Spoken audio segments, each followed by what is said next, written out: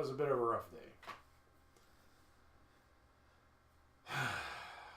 Alright, so today started, I was going to go to a networking event. Because I don't have a car, and this networking event was on the other side of the city right about the time that I had to go to work, I needed help. So I asked my ex-wife to give me a hand with a lift. I asked her a week ago. So first thing she does is call me up, and she says, okay, I'm coming, I'm late, I'm just running behind, I'm so tired. Is there any way you can go on your own? Is there any way you can do this yourself? Do you need me? Is it really... Long pauses after statements of how tough this is on her and how rough this is on her. And I didn't give in because I needed to go to the event.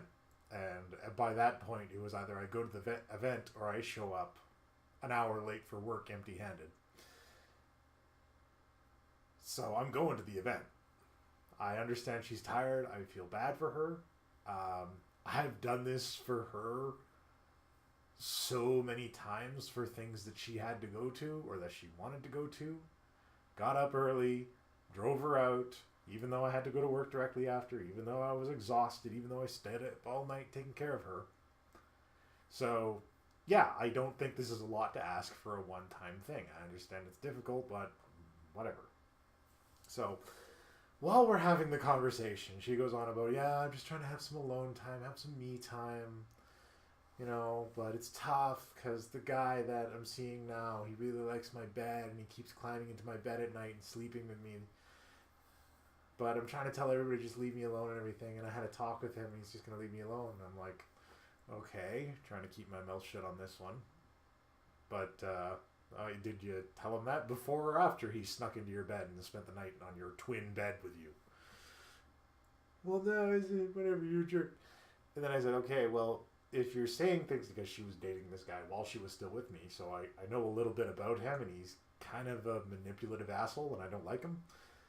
So she says, oh, well, you know, we had a nice talk, and it's all worked out, and everything's okay. And I'm like, okay, well, be careful with him, because you tend to paint him with a rose-colored tint, and he frequently disregards what you want and your feelings, and he doesn't really respond well to boundaries. Oh, I can't believe you're being like this. Why are you being like, you're so terrible? You know, you can just walk. You don't have to go to... I'm just going to go back to sleep. Screw you. Why do you have to be like this? Why do you have to attack me? Why do you have to jump down my throat like that? Whoa, okay. Fuck. So she just kept, you know, tearing into me. Gives me a big jab. You know what? I'm happier here than I ever was with you. Cool. Awesome. Thanks. That feels great. That feels really wonderful.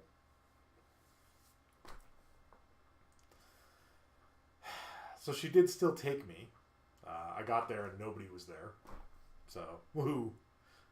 That was totally worth the trip. And she just took all these jabs at me and she was so mad and I couldn't understand it. I didn't think I said anything that bad. And she's like, I'm just so mad at you. You're so toxic. You're so venomous. You're so terrible. You know, why do you have to be so negative? Why do you have to be so rude all the time? I'm fucking sorry, man. Jesus. I didn't think it was that bad. Am I crazy? And then she's talking about, oh, well, he and our other friend, who used to be our friend, but he just goes along with that because he's in love with her. Oh, we're all going out for dinner and sashimi and stuff. Like, we all go out to dinner together. They're actually our old friend and this new guy. Oh, they're really good friends. They're hanging out together all the time. They always want to get together. And I said, well, yeah, he'll go along with anything as long as you're there. And she's like, wow, you are just so negative. I can't believe you. Oh my God.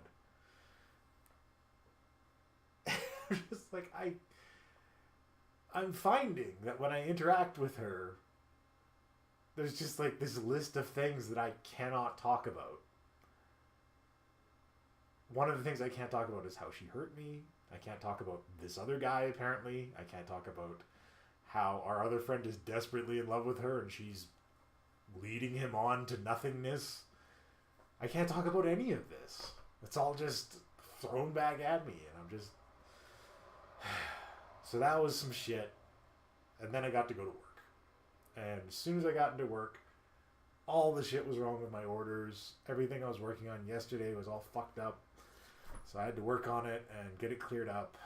But at the end of the day, I did get it cleared up. I did work on some other big orders, and I got some stuff done. And I didn't give in to my negativity. I didn't give in to the down I was on when I started my work day from those interactions. I came back from everything, and I felt better. And, you know, I even texted her. I said, you know what, I'm sorry. I didn't mean to offend you. I wasn't looking to upset you. I wasn't trying to start shit or anything. This is just saying what's on my mind, okay? And, yeah, she's like, yeah, whatever.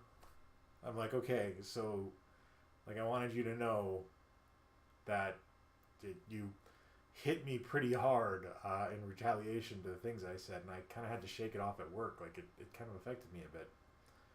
She's like, okay, sorry, I guess.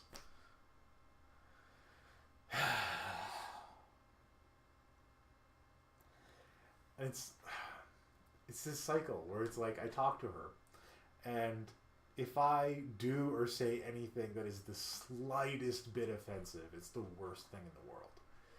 She can cut out my heart and eat it in front of me. And it's like, whoa, okay, whatever, I guess. I'm sorry. Like, I just don't get it. Anyways. Tomorrow's Friday. One more day of work and a long weekend. I got some big deals in the works. Hopefully everything works out. Sorry, a bit longer episode this time. If you got any questions for me, hit me in the comments. Anything else, please like and subscribe. Thanks for joining me on this journey. And we'll see you guys next time. See you tomorrow.